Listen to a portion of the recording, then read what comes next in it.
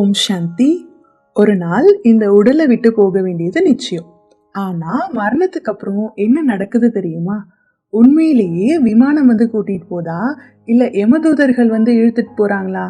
இது வெறும் கதையா, இல்ல அதன் பின்னாடி ஒரு ஆழமான ஆன்மீக ரகசியம் இருக்கா? இன்னைக்கு பாபா சொன்ன ஒரு அதிர்ச்சியான உண்மையை பார்க்கலாம். பல வருஷத்துக்கு முன்னாடி ஒரு பிராமண ஆத்மா சரீரத்தை விட்டாங்க. அப்போ யாரோ பாபாட்ட கேட்டாங்க, பாபா, மக்கள்லாம் சொல்லுவாங்க இல்லையா, நல்லவர்கள் மரணம் அடைகிறப்போ விமானம் வரும், பாவம் செஞ்சவங்க மரணம் அடைகிறப்போ யமதூதர்கள் வருவாங்க அப்படின்னு. இதனுடைய உண்மையான அர்த்தம் என்ன அப்படின்ட்டு பாபாட்ட கேக்குறாங்க. அப்போ பாபா ரொம்ப அழகான ஆழமான விளக்கத்தை சொன்னாரு. உண்மையிலேயே ஏதாவது விமானம் வருதா? யமதூதர்கள் அவங்களுக்கு தனியான உலகம் ஏதாவது இருக்கா? நாம 3 உலகத்தை தான் தெரிஞ்சிருக்கோம். ஸ்தூல உலகம், சூட்சும உலகம், ஆத்ம உலகம். அப்படி இருக்க இந்த யமதூதர்கள் எங்கிருந்து வருவாங்க? பாபா சொன்னாரு, ஒரு ஆத்மா நல்ல கர்மங்கள் செஞ்சிருந்தாங்க அப்படின்னா, இப்ப நல்ல கர்மம் அப்படின்னா பவித்திரமாக வாழ்ந்திருந்தாங்க, பாபாவினுடைய குழந்தையாக இருந்திருக்காங்க, பிராமண மரியாதைகளை கடைபிடிச்சிருக்காங்க அப்படின்னா அந்த ஆத்மாவோட நிலை என்ன ஆகும்? ஃப்ளையிங் ஸ்டேஜ், டபுள் லைட் நிலை. அதாவது உடல் நினைவும் இல்லை, பாரம் எதுவுமே இல்லை, ஒளி மட்டும், அமைதி மட்டும் இருக்கும். அப்படிப்பட்ட ஆத்மா உடலை விடுறப்போ உண்மையிலேயே ஏதாவது விமானம் வர்றதில்ல. ஆனா அந்த ஆத்மாக்கு எப்படி எக்ஸ்பீரியன்ஸ் ஆகும் தெரியுமா? நான் ஒளியின் விமானத்துல பறந்து போறேன் அப்படின்னு எக்ஸ்பீரியன்ஸ் ஆகுமா.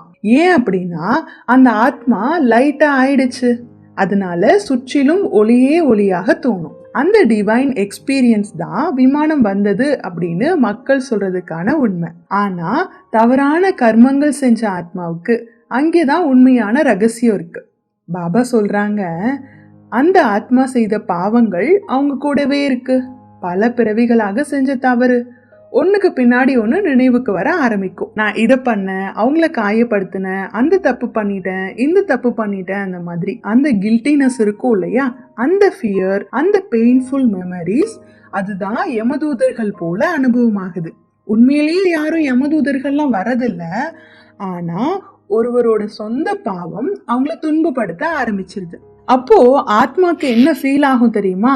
யாரோ என்னை இழுத்துட்டு போறாங்க, என்னால தப்பிக்க முடியல அப்படின்னு எக்ஸ்பீரியன்ஸ் ஆகுமா. அதுதான் மக்கள் யமதூதர்கள் வந்தாங்கன்னு சொல்றாங்க. பாபா சொன்ன ஒரு பவர்ஃபுல் லைன் என்ன தெரியுமா? யமதூதர்கள் வேற யாரும் இல்லை, நம்மளுடைய சொந்த பாவங்கள் தான்.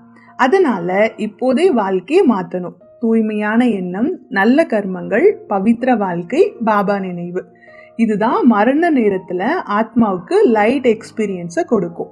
ஒரு நாள் இந்த உடலை விட்டு போறது அவசியம், நடக்கும். ஆனா அந்த நாள் பயமாக இருக்கணுமா இல்ல ஒளியின் பயணமாக இருக்குமா அப்படின்றத நாம தான் முடிவு பண்ணணும். அது நம்மளுடைய கர்மங்களை பொறுத்து தான் இருக்கு. நல்லது.